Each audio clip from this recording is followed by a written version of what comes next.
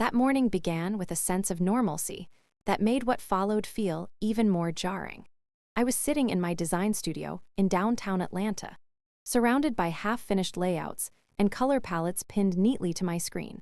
Sunlight poured in through the tall windows, warming the concrete floors and giving the space a calm, productive energy. It was one of those moments where life felt balanced, steady, and under control. My phone buzzed on the desk beside me, breaking my concentration. I glanced at it briefly and saw my younger sister's name light up the screen. I assumed it was another small update about wedding plans, something easily addressed later, and almost ignored it. But a quiet instinct urged me to open the message immediately. The words on the screen were short, sharp, and impossible to soften. "Don't bother coming to my wedding. I don't want you ruining my day." I stared at the message, reading it again and again, convinced I must have misunderstood. There was no emoji, no follow-up explanation, no attempt to cushion the blow. It was direct, deliberate, and final. The studio around me felt suddenly distant, as if the room had gone silent despite the hum of traffic outside. My first reaction was shock, the kind that freezes you in place and makes time stretch uncomfortably. This wasn't a disagreement or a misunderstanding. This was rejection, delivered casually, without hesitation. As the initial sting settled, something unexpected replaced it. Instead of anger or panic, a calm resolve rose quietly inside me. Years of unspoken imbalance, swallowed frustration, and overlooked effort seemed to align in that single moment. I realized that the message wasn't just about a wedding invitation. It was confirmation of a dynamic that had existed for far too long. One where my role was to provide, support, and stay silent while being excluded from anything that truly mattered. The clarity was sobering, but also grounding. I no longer felt the need to explain myself or plead for inclusion. My fingers moved across the keyboard with surprising steadiness as I typed my response. I chose my words carefully, keeping my tone neutral and free of emotion. "Don't worry. From now on, we each take care of our own. The branch runs on its own. The $860,000 debt is your responsibility. Return the Tesla." I paused briefly, rereading what I had written, not to second-guess it, but to ensure it reflected the boundary I was setting. Then I added one final line, simple and unmistakable: "Be out of my house by the end of this week." I sent the message without hesitation. There was no dramatic flourish, no sense of triumph, only a quiet certainty that something irreversible had just occurred. The message delivered instantly, sitting there on the screen like a closed door. I didn't wait for a reply. I didn't feel the need to justify myself or soften the consequences. For the first time in a long while, I chose myself without apology. As I set my phone face down on the desk, the studio seemed to breathe again. The sunlight still streamed through the windows, unchanged, indifferent to the shift that had taken place. Yet inside me, everything had changed.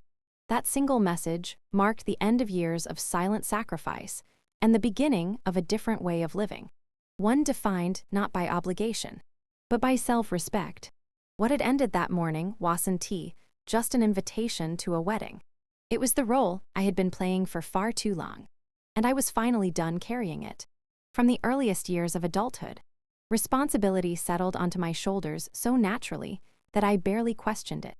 After graduating with a graphic design degree, I threw myself into freelance work with focus and determination, driven by the need to build stability as quickly as possible.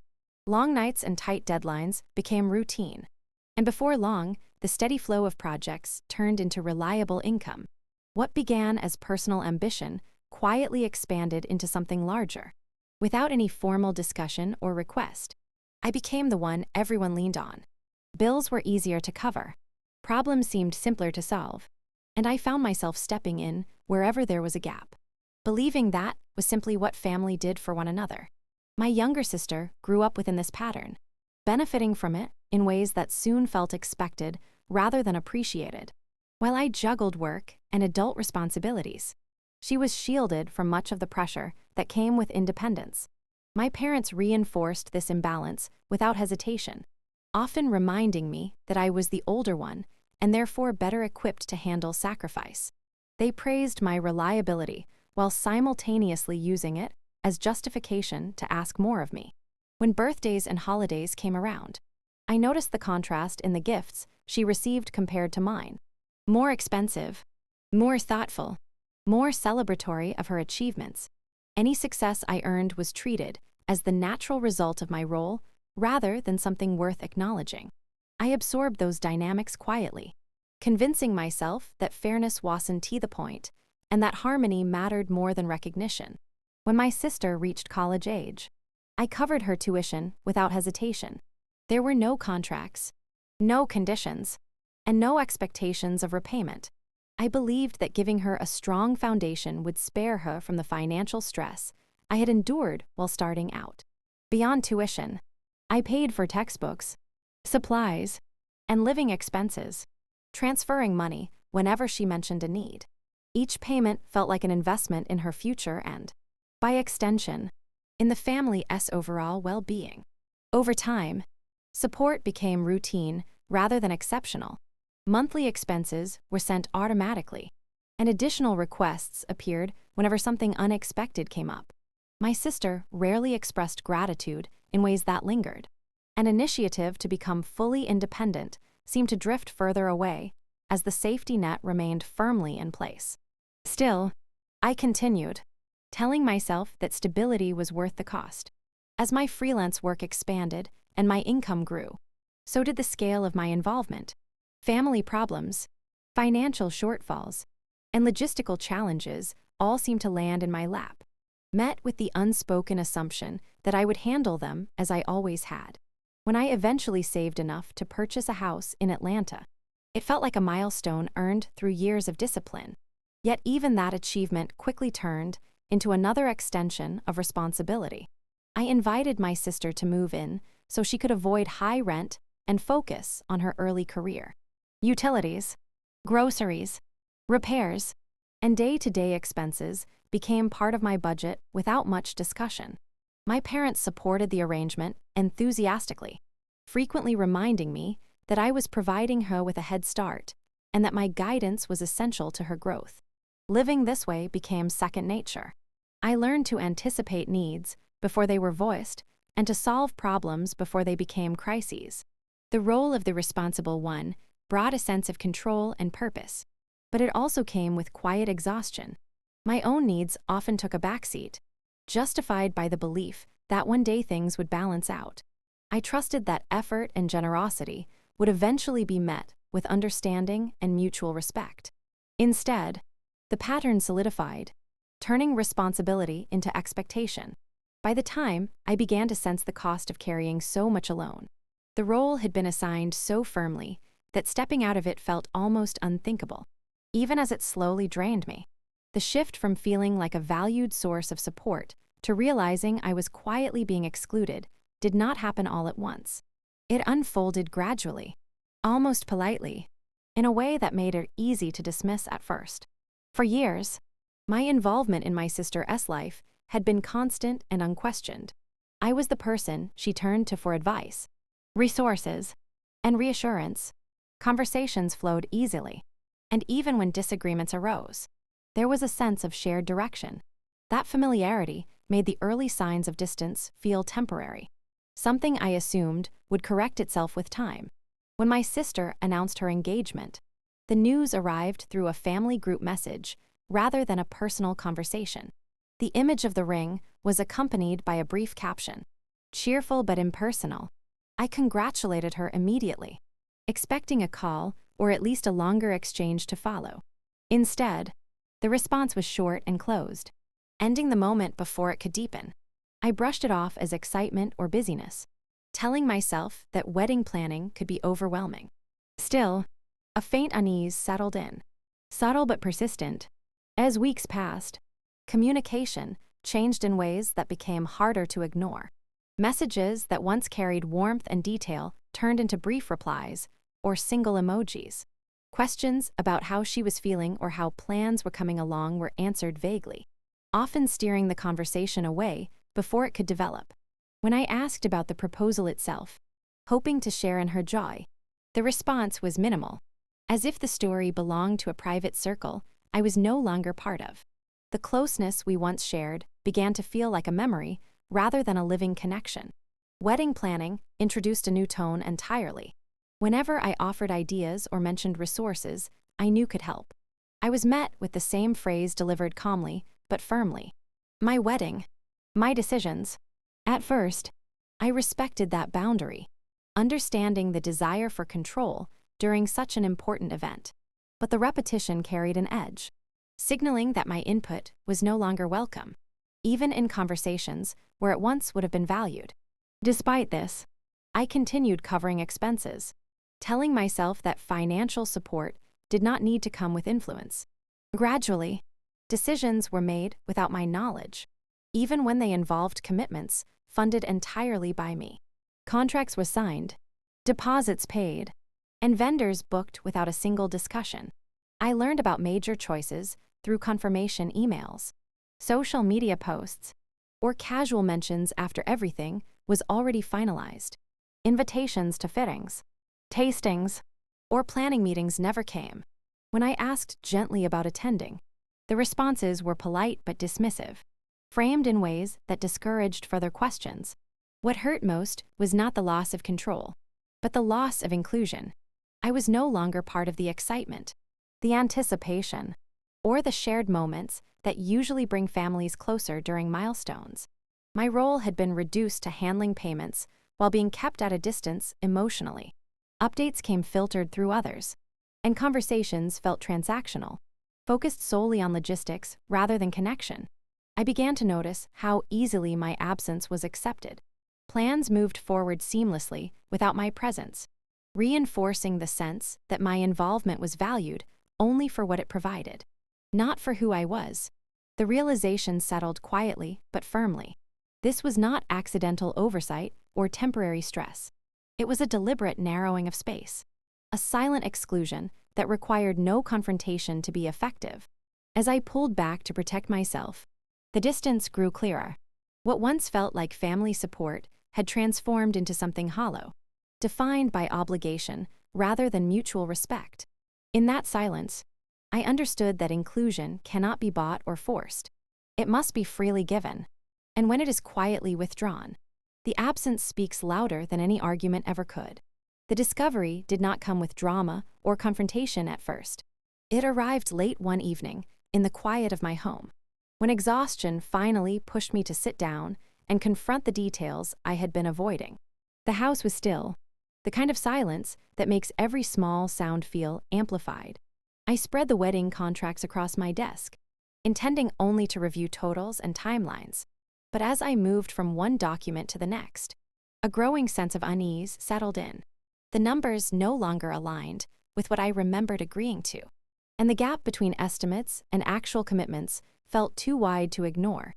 I opened my banking app next, telling myself I was only checking balances for peace of mind. What appeared on the screen quickly shifted that intention. Transactions scrolled past in steady lines, familiar at first, then increasingly unfamiliar. Charges repeated across platforms I did not recognize, marked by names associated with online betting and gambling services. The amounts varied, sometimes modest, sometimes alarmingly large, but the pattern was unmistakable. Deposits were followed by rapid withdrawals, over and over, draining accounts in cycles that suggested more than occasional spending. As I traced the timeline backward, the scale of the problem emerged slowly, almost numbing in its accumulation. These were not isolated incidents or recent mistakes. The activity stretched back months, even years, hidden beneath the routine expenses I had grown accustomed to covering. I cross-referenced accounts, opening statements tied to a secondary credit card and a joint checking account I had added for convenience long ago. Each new page revealed deeper exposure, lines of credit and personal loans I had never approved, yet somehow linked to my financial profile. The total took shape gradually, but when it finally did, it landed with a weight that left me staring at the screen in disbelief. The debt had climbed to an overwhelming sum, one that threatened not only my savings, but everything I had built through years of disciplined work. The realization was cold rather than explosive. There was no rush of anger, only a tightening focus as the implications became clear. This was not a misunderstanding or poor budgeting. It was sustained deception, enabled by trust and access. I sat there for a long time, absorbing the reality without moving. Memories replayed differently in light of the evidence. Casual requests for money, vague explanations, and moments when questions had been deflected. What I once interpreted as stress or immaturity now revealed a consistent pattern of avoidance. The sense of betrayal did not arrive loudly. It settled quietly, heavy and undeniable, reshaping my understanding of the past. The next morning, I carried the documents to my lawyer's office, laying everything out with deliberate calm. As he reviewed the contracts and statements, his expression confirmed what I already suspected. Legally, the responsibility rested with me only where I had explicitly signed. Everything else could be reclaimed or severed. His clarity cut through the emotional fog, replacing shock with actionable certainty. The problem, though massive, was no longer abstract. It had boundaries, options, and solutions. Leaving the office, I felt an unexpected shift. The discovery, painful as it was, had stripped away uncertainty. What remained was truth, clear and unfiltered. The hidden debt was no longer lurking in the background, silently growing. It was exposed, defined, and ready to be addressed. In uncovering it, I also uncovered something else equally important: the moment when denial ended and responsibility returned to where it truly belonged. Once the full scope of the situation was clear, hesitation no longer had a place in my thinking. The facts had replaced speculation, and with that clarity came a steady sense of resolve. I understood that delaying action would only deepen the damage. Financially and emotionally, control had slipped away gradually over years, disguised as generosity and trust. But now there was a narrow window to reclaim it. I decided to move forward not out of anger, but out of necessity, guided by evidence rather than emotion. I began by organizing every document tied to the wedding and shared finances, both digital and physical. Contracts, invoices, account statements, and emails was sorted carefully, each item placed where it could be accessed instantly. The process was methodical, almost meditative, grounding me in practicality at a time when emotions could have easily taken over. Seeing everything laid out clearly reinforced the urgency of action. These commitments were not symbolic. They were binding, and they required deliberate intervention. The first calls were the hardest, not because of confrontation, but because they marked a definitive shift away from my previous role. I contacted vendors early in the morning, explaining that I needed to cancel agreements effective immediately. Each conversation followed a similar pattern: surprise, a brief review of the contract, and confirmation of cancellation terms. Penalties were outlined calmly, percentages deducted, and dates released. I accepted each condition without negotiation, knowing that the cost of cancellation was far less than the cost of continuing. With every call, another thread of obligation loosened. As the largest commitments were undone, a sense of control returned steadily. The venue, the catering, the floral services, the photographer, and the entertainment were all addressed in succession. What had once felt overwhelming became manageable through structured action. Vendors focused on procedure rather than personal details, which allowed the process to move forward without emotional entanglement. There were no dramatic exchanges, only paperwork, confirmations, and timestamps marking progress. Beyond the wedding, I turned my attention to assets and accounts that had blurred boundaries for too long. The vehicle registered solely in my name was reclaimed without resistance once the documentation was verified. Joint accounts were closed, balances transferred, and access revoked with a few secure authorizations. Each step was simple on its own, yet together they formed a decisive break from years of shared control that had gone unchecked. The ease of the process underscored how much authority I had retained all along. Even when I felt powerless, throughout those days, I remained focused on containment. The goal was not punishment or retaliation, but protection, Every action was designed to limit further exposure and preserve what remained intact. I documented each step carefully, storing confirmations and receipts as safeguards against future disputes. The structure gave me confidence, replacing the lingering anxiety that had shadowed me for months. By the time the final emails were sent and accounts secured, exhaustion set in, but it was accompanied by relief. The chaos that had threatened to consume everything was now confined, contained within defined limits.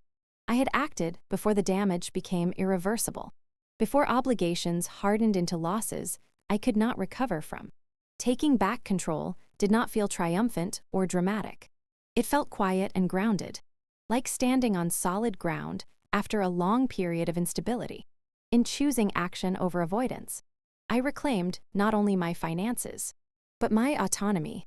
The moment passed without applause or acknowledgement, yet it marked a turning point that ensured my future would no longer be dictated by choices I did not make. The aftermath unfolded without the chaos I once feared, revealing that distance can sometimes bring clarity rather than loss. With firm boundaries in place, life began to settle into a quieter, more stable rhythm. The house in Atlanta felt different now, no longer charged with unspoken expectations or lingering tension. It became a space defined by my own routines and priorities, free from the constant undercurrent of responsibility for someone else's choices. Each day carried a sense of ownership that had been missing for years. The consequences of those boundaries arrived naturally and without intervention from me. When financial support disappeared, reality asserted itself in ways that could not be ignored. Obligations that had been hidden or deferred demanded attention, and decisions made in the past surfaced with full weight. I did not celebrate this outcome, nor did I attempt to soften it. Allowing others to face the results of their actions was not an act of cruelty, but of honesty. For the first time, accountability existed without being absorbed or redirected through me. Silence became an intentional choice rather than an emotional reaction. Cutting off contact was not about punishment. It was about preservation. Conversations that once revolved around guilt, obligation, or justification no longer had a place in my life. By stepping away, I removed myself from cycles that had drained energy and distorted relationships.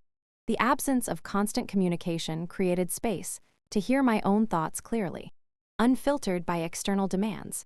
Professionally, the change was immediate and measurable. With distractions eliminated, my focus sharpened and my work flourished.